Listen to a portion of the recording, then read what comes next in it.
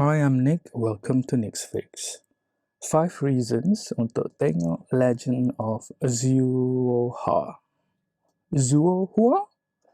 It's a Chinese drama, and I think that it got rated pretty well and got some good or rave reviews. Okay, 5 reasons. Actresses are mature. 35 for the heroine and 54 for the hero. There's a certain gravitas to the acting, tak terlampau tergede-gede. Second, some costumes are utterly gorgeous, especially Empress. There's a mystery solving plot. I like mystery solving plot. Ada investigation, ada tuduhan, ada blackmail, that sort of thing. Keempat, there's that issue about women's plight for equality in workplace. In this case, palace court lah, because this is a setting of a period drama along the lines of Ming Dynasty. It's not really Ming Dynasty because it is set up in fantasy land or make-believe land called Southern Chen. But it was said that in Ming Dynasty they perfected the hiring and recruitment of female officials. So there's that. And lastly, nombor 5, plot twist dalam Legend of Zhuohua ni sangat menarik. Even I didn't really see it coming. Warning signals were there, as attested by many commenters, tapi, mostly it caught them by surprise anyway. Okay, sedikit kupasan. The Legend of Zhuohua ni is very interesting find of a C-drama. After watching K-drama My Dearest latest episodes 13 and 14, I thought I would not be able to see the Qing and the peoples related to them in a fresh, positive ways anymore. But as I said, it was really unfounded. Legend of Zhuohua is almost the usual tropes about young heroines betting against the world and coming out victorious, but it was done mercifully without most of the annoying bits. Mostly because the actress and the main actor are mature, 35 and 54. Ada certain gravitas to their character, and I don't have to suffer so much stupidity tropes throughout the series. The first leg up to episode 20 was smooth. Ada sort of investigative bits about it, so it pulls you in. It's great to see someone you can root for. Albeit the aloof hero and a bit of a snob character is done to the max. Here it's a bit different, a bit reticent, a bit believable. But yeah, the female lead getting dangerously too cozy and brazen is a bit of a no-no. She clearly knows what she was doing.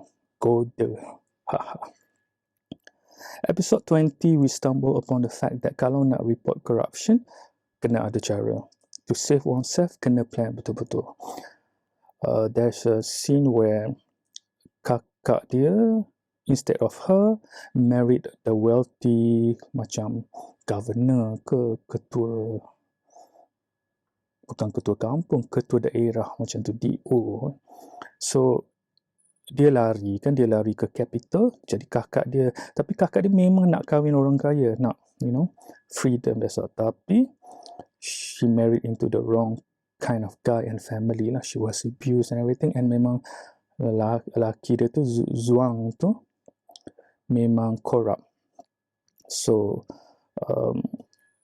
the sister Zhuohua pleaded to her sisters untuk report and cari more bukti lah untuk prosecute the husband.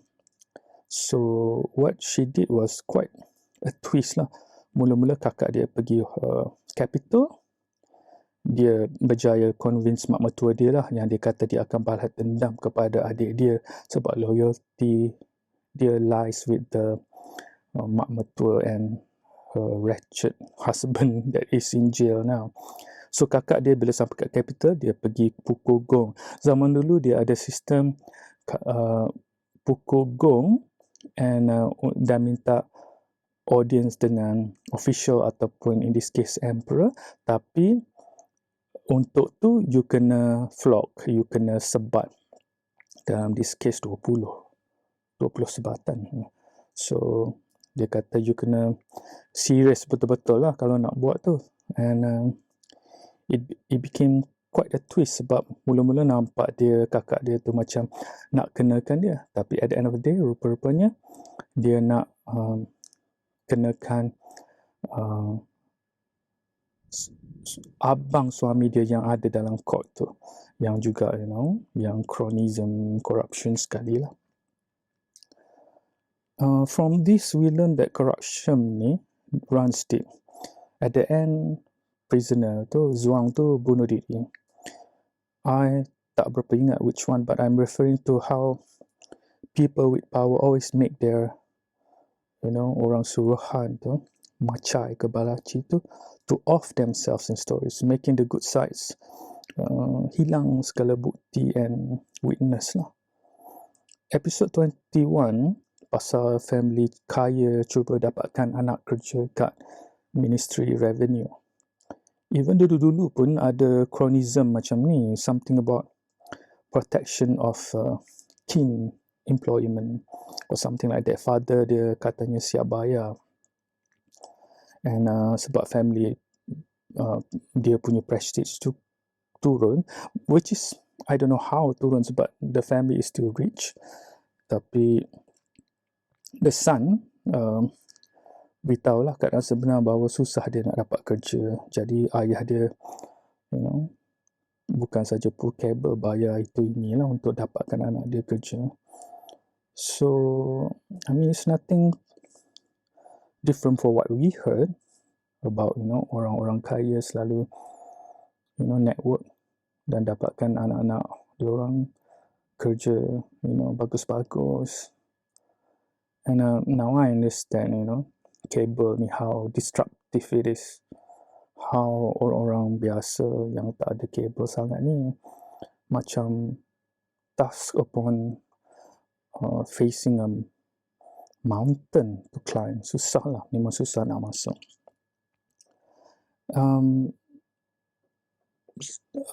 This series also pointed out about perfection is not always good. Dalam kes ni, Zhuohua, the heroine, tak pandai buat poetry. Pusing kona macam mana pun dia punya poetry tu hauk lah katanya lah. So orang zaman dulu tak kira wanita ke lelaki, macam pandang kesastrawanan orang-orang diorang, at least walaupun dalam ni fantasi, tapi they put it as one of the great attributes lah bagi orang yang bertamadun ataupun terpelajar. Another thing that I compared My Dearest to Legend of Zhuohua is that dalam Zhuohua ni kadang-kadang the distances between the actress and actor ni kadang-kadang because we are talking about boss and pekerja, walaupun they are developing feelings ke apa semua, they get too dangerously close, that sort of thing. So of course it's part of the plot ataupun and everything. Tapi I like My Dearest punya stances on this. Dalam one of the latest episode ke 14 ke 13, I think 14, bila the hero managed to free the heroine daripada slave market, and she was in the room, he was talking to her outside the room, and dulu dia orang ni bilik tu macam dipisahkan dengan macam apa tu, wall yang dia boleh buka kan, yang ada pintu macam tu kan. So he was there, and then sampai dua orang menyandar tepi pintu and talk through it, and then later when they woke up, she was on the other side of the pintu, tapi jauh lah. Dia teman, the hero, because I think the status, because although dia ditinggal suami dia datang tak selamatkan dia, she is still considered, and because she is a noble lady, at least in that story. So I kind of like that kind of characters ataupun stances from the direction point of view that orang zaman dulu ataupun fictional or not, atau in real life, people actually observe these respectful spaces,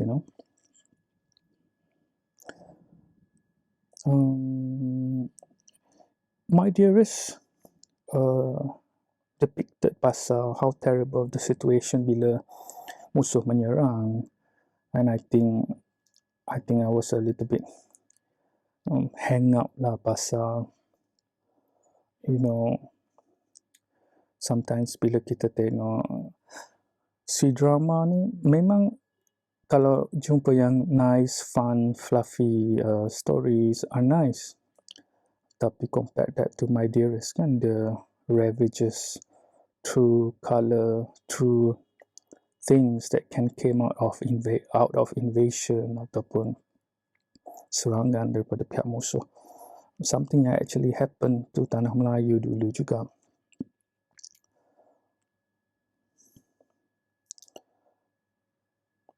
There is a part where out of the blue, Lord Ding, nama hero tu Lord Ding tu, disuruh kahwin, arrange marriage, but he foiled that lah, because dia pun anak raja, dia adik kepada emperor, and Lord Ding, dia confessed to the heroine that before meeting her, he felt that his life meaningless, sebab always in the quagmire of things, ataupun macam in the eye of the storm, dia kena jaga perilaku dia, and sebagai commander dia mesti loyal and save the country and everything. Tapi kalau dia menang, orang duk kata dia cuba nak usurp the throne, macam cuba nak rampas takhta, that sort of thing. So his life is about being cautious, and because dalam this series, the premise was that dia baru recover from a very big blunder ataupun defeat di Sungai Juma, where 30,000 of his armies were killed, and he was one of the few yang survived that. So the series is also about unfolding the secrets and mysteries behind that defeat, yang rupanya bukanlah kerana ketidakbolehan dia. There were certain forces, a few, yang work against him.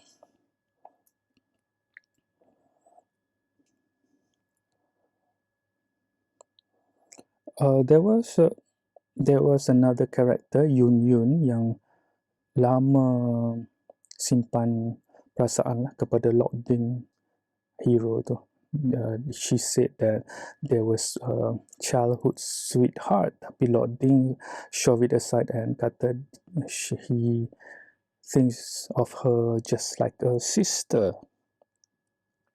Tapi Yun ni dia sangat jealous lah kepada the heroine tu, Zhuohua. So she got herself into the ministry, tempat kerja Zhuohua, and cuba many manner of things untuk bully ataupun kenakan. And ada satu tahap tu dia pergi mengadu dekat Empress Dowager, and found out that Zhuohua tipu pasal the real exact location where she came from. So itu dikira macam perjury, macam menipu emperor, that sort of thing. So Empress Dowager was in the midst of menjatuhkan hukuman.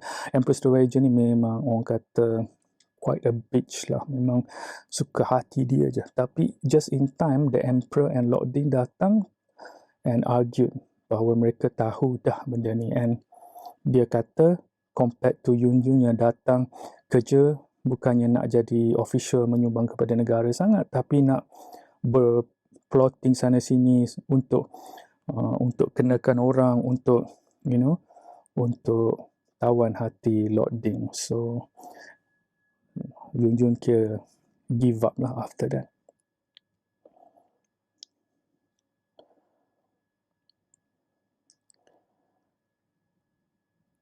I think dalam this story, I mean the wager dia ni umur panjang. It almost made me conclude that orang jahat ni hidup lama ni. This crazy Queen the Wager ni, dia will do everything untuk protect. Sebab Lord Ding ni bukan anak dia. Anak Emperor tapi mak lain. That sort of thing. So dia macam protective, macam psychotically rasa paranoid lah.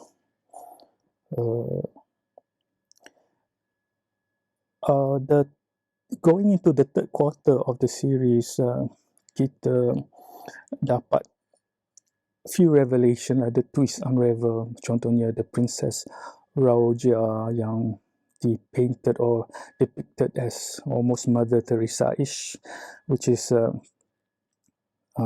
curiously a good description. Some commenters kata sebab orang kata Mother Teresa ni turns out to be not that good. So dalam this series, Roja ni first came out like a saintess lah, no fault is going to happen to her or what she does and everything. Tapi turn out dia yang nak aim for the royal throne, dia yang sanggup membunuh. Actually dia lah yang put the machinations at work supaya 30,000 orang mati. Dia walaupun childhood dia kononnya dia kata yalah tak happy macam sebab Emperor banyak anak, dia perempuan pula, walaupun rasanya dia macam the eldest or not macam tu kan. And mak dia pula dibunuh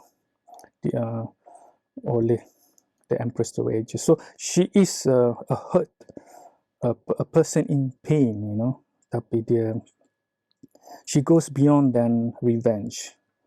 Dia feel that she is the one that's gonna change the corrupt system and everything, tapi turn out that to get there she does everything inhuman, membunuh tanpa rasa segan, manipulate orang, buat rasa orang, kalau lelaki dia guna honey trap.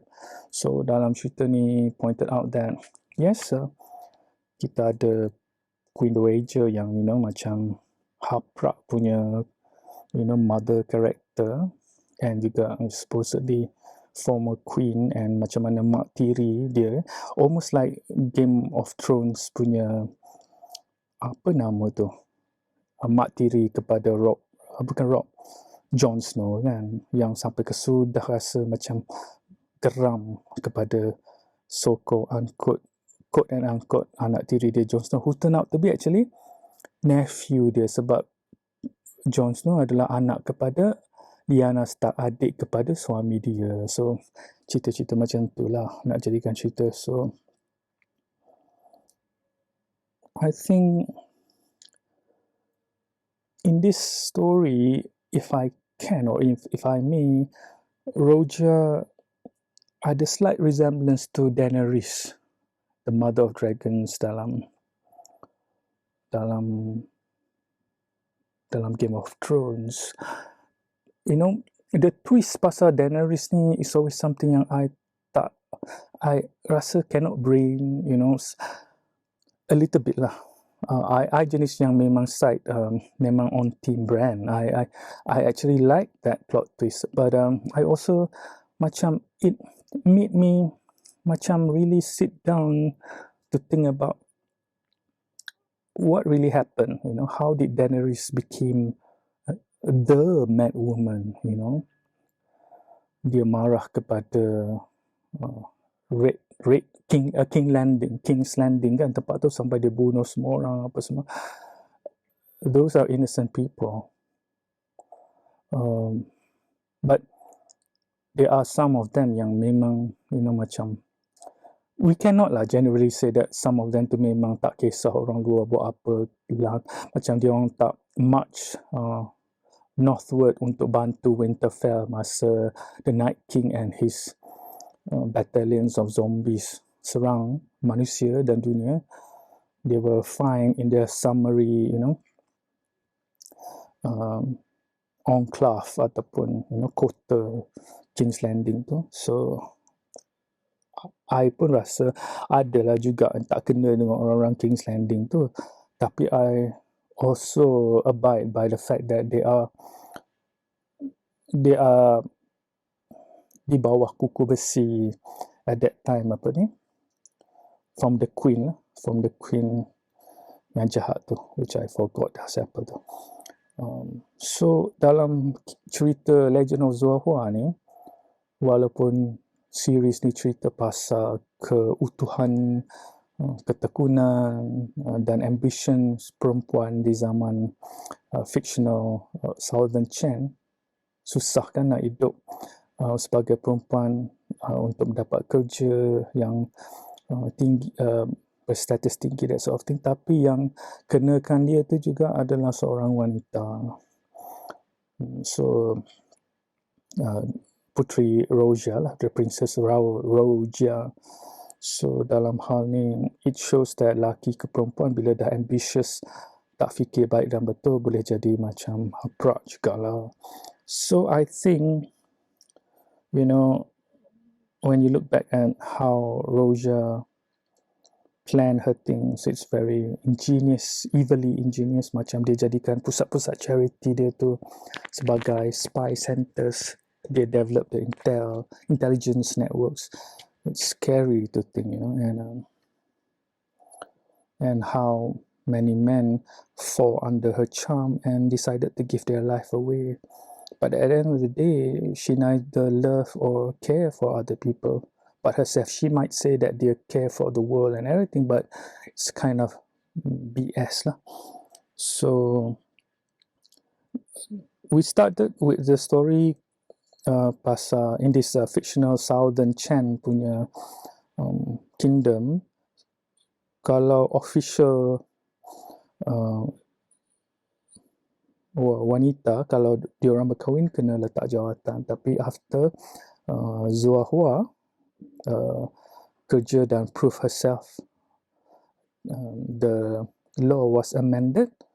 Jadi pekerja wanita di dalam palace courts ni tak perlulah lagi pilih antara nak berkeluarga ataupun berkarier. I think it's a sweet, sour, a little bit bitter. I understand that in general, to give a woman freedom untuk continue kepada keluarga, sebab although this is not about ancient China, but we know ancient China stresses, put a lot of focus on the family, and family builds nation. So Southern Chen also believe in that. Tapi dia buat pukul rata sampai semua orang tak boleh. So dah lah nak dapat spot tu pun dah susah, dapat kerja melalui examination apa semua. Kemudian dengan law yang katakanlah kahwin kena berhenti kerja. Those sort of thing macam did happen in real life, but it was shown in this Southern Chan fictional story for us to ponder lah. I think in modern days, women workers or employees who went through labor ataupun take leave untuk recover, sometimes the company or employer tak bagi enough support, and I feel that hanya wanita dan families yang tahu how hard it is still in present times for women. And like also in the stories, sometimes the enemy of women is actually women juga, apart from the larger public and society. So that's the story of the legend of Zhuohua, and I think that it's quite entertaining. Cumanya after bila dah nak masuk 3/4 of the series, I forwardkan je lah, because it gets into a little bit tropey. Kita dah tahu Roja, dah jadi gila baban and that sort of thing.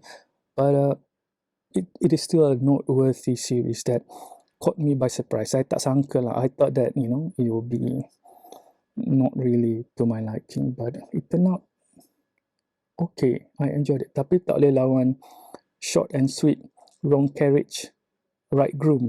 I think that one. So that's, kalau ada masa, I akan cuba mengupas sedikit lah tentang itu. Thank you.